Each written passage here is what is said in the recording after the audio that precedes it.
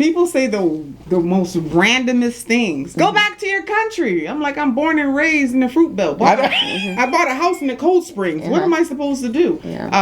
They just yell stuff all the time. Like, take that thing off your face. And so for me, I have to constantly remind myself that this may be the only example of a Muslim that they see.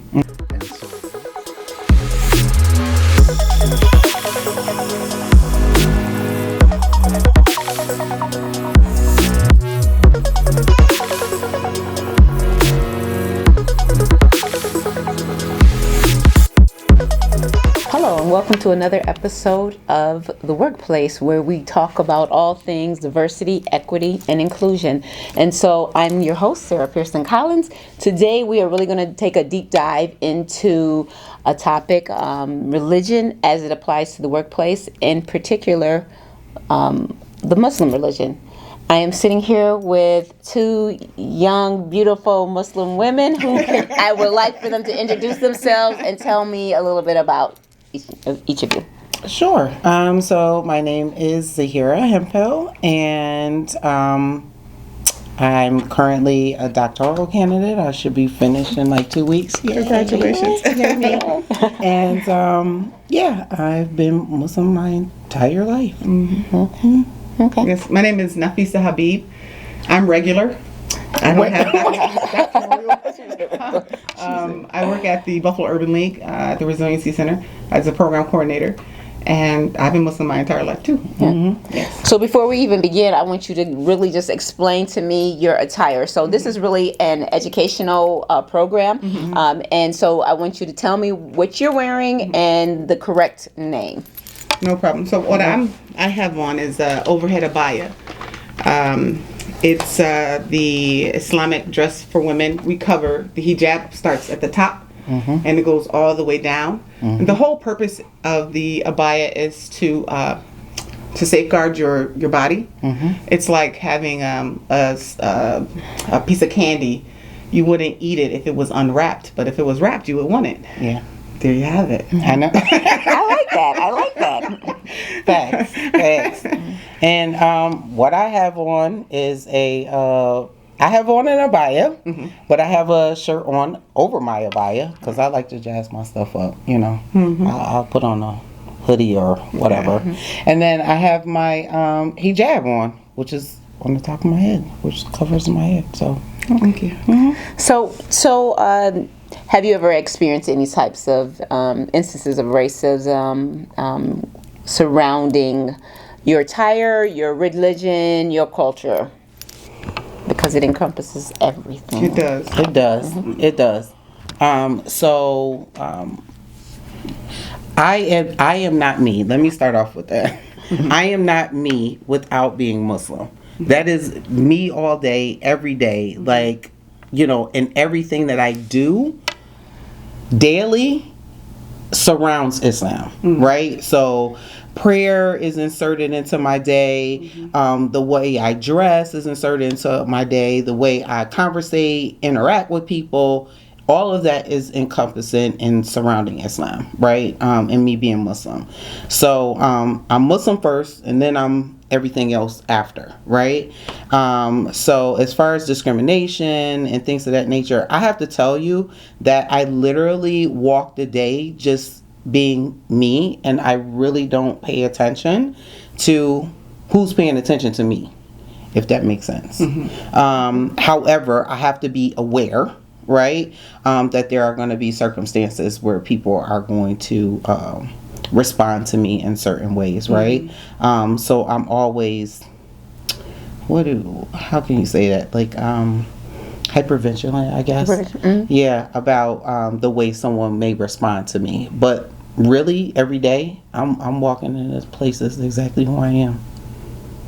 I wish I can say what she said. It's so unfortunate, but I have people say the most randomest things. Go back to your country. I'm like, I'm born and raised in the Fruit Belt. I bought a house in the Cold Springs. What am I supposed to do? They just yell stuff all the time. Like, take that thing off your face. And So for me, I have to constantly remind myself that this may be the only example of a Muslim that they see.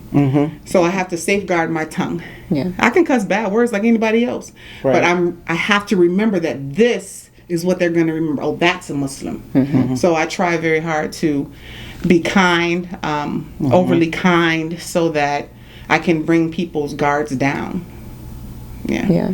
And with all that's going on in the world, yeah, it's unfortunate, especially, and I'm African American, so when I have African Americans say things to me like, I can't even make this up. They'll come and then, oh, I don't like this, like right in your face, and I'm like, you black just like I'm black, and then I'll pull my niqab down if it's a female, just so she could see, or they'll hear the way that I speak. And I would say something like, hey, my man, can you tell me where the mayonnaise is? And then he'll ask me, did you just come to this country? You know, because they're not used to seeing Muslims, I guess, dress the way that I dress and be from the east side of Buffalo. So just safeguarding your tongue constantly. Like Zahira said, you constantly have to remember your purpose.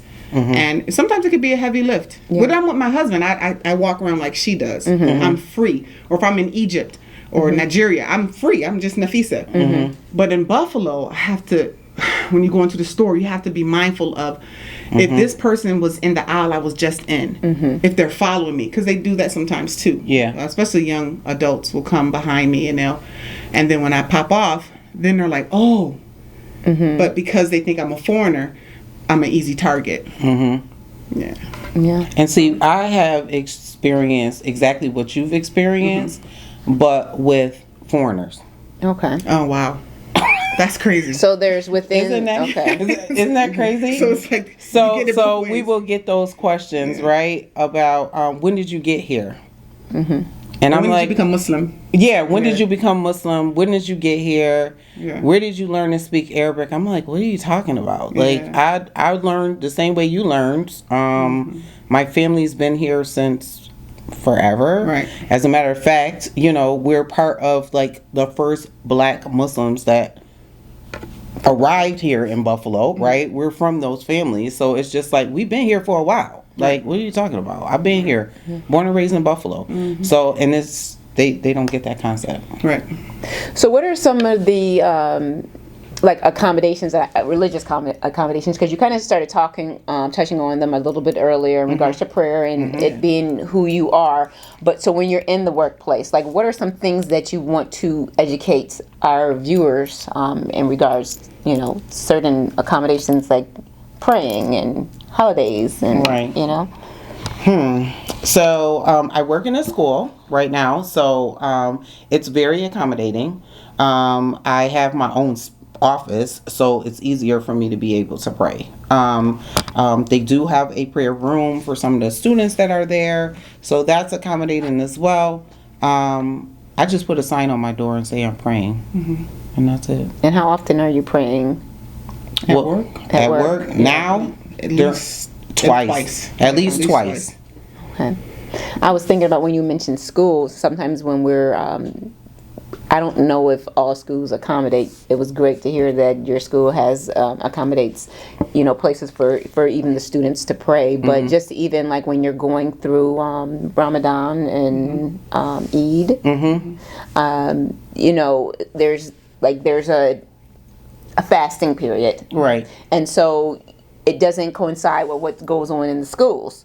So those are some of the other things that, you know, I think that folks need to be mindful of, you know. Right. And it depends on where you live, because in Philadelphia, you know, so I hear you lived there for a while. And in Philly, and when the Eid comes, they close the school. Yes. Because so many children and so many adults are Muslim there. Yeah. At my workplace, thank God for it. I praise God for it. They know when my alarm goes off, it's time to make salat, prayer. They know they don't ask me to do anything that has to do with Christmas or Halloween or anything like that, because it's not permissible for me. So I don't have to fight with that. They honor my religion. But I have had a job once where I came in and the gentleman at the front desk said, "The Taliban is coming. The Taliban is coming." And I was like, really? What? So I didn't say anything at first because it was just me and him, and I'm like, oh, well, you know, whatever. And then he did it again another time in front of people. So now I got to check you. Because I don't want you to feel like this is okay to do. You understand? And somebody else does it, and then I have to come outside of my character and show you I'm from the east side of Buffalo. I don't want to do that. So you're constantly teaching. The Taliban will kill me first because I don't believe in what they believe. You understand? So, and we call them the dogs of the hellfire. We don't agree with people. Murdering innocent people and things like that is unacceptable. So you have to choose your battles. You're not going to be able to fight everybody because people say the weirdest things like, oh, you didn't see me over here because you got that thing on your face. And I'm like, what? I can see. What? I see fine. I know. I've got my glasses. I got my glasses. And they're Gucci. Exactly. I'm joking. I can see very clear. Sorry. So okay. So one more thing. Like so. But historically, I want to piggyback on that. So historically, right? Other positions that I've had did not accommodate at all. It was participate in the Christmas party, participate in the gifts. The potluck, the participate in the toy giveaways and this, and I'm like, I don't participate. But you don't believe in Jesus. I forgot. No, we do believe. I'm like, what? We do. Absolutely, I do. Absolutely, I do. But I think they take it lightly, and no disrespect. Like even today, we prayed that we had this event, and so they said, "Well, let's bless the food." And I'm just sitting there like, okay. And I'm thinking they're going to say to the God of your understanding, and they were like, in Jesus' name. And I'm like, for Muslims, that's shirk. So we don't set up partners with God. God is, we don't know what he looks like. He doesn't have children. He doesn't get tired. And we just believe differently. So if you say to the God of your understanding, then allow us to be inclusive in that. And she took offense. And she was like, well, I said the Lord. And I'm like, okay, and I don't want to argue about it. Right. So I just don't say anything because you have to choose your battles. Right. Yeah. But for the most part, I say I've been very supported with my religion and my job. More recently. Right. Yeah, more recently.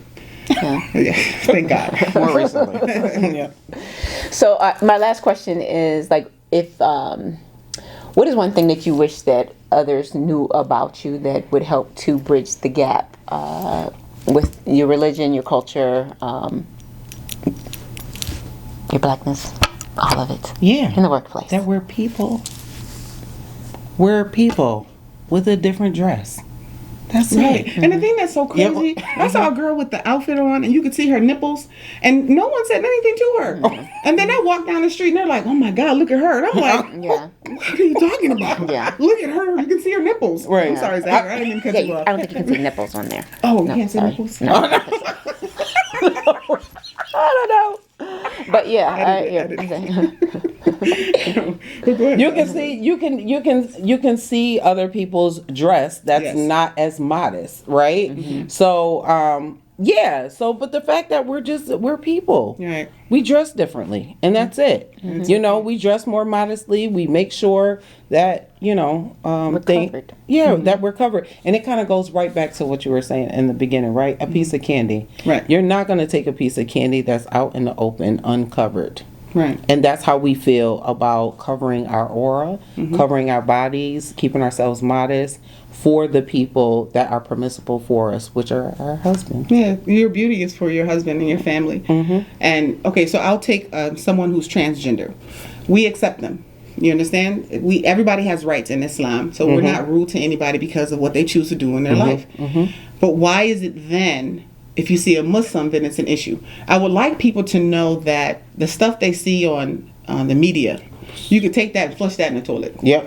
That is not Islam, that hate. And that's not Islam because Muslims are not even allowed to kill a tree. You understand? So I would like for people to know that just because you see a sister that's covering and striving, because for her, she understands her purpose on why she's on earth. And just to respect her religious beliefs, just like we respect everybody else's religious beliefs. Thank you so much. This has been so enlightening. Yeah.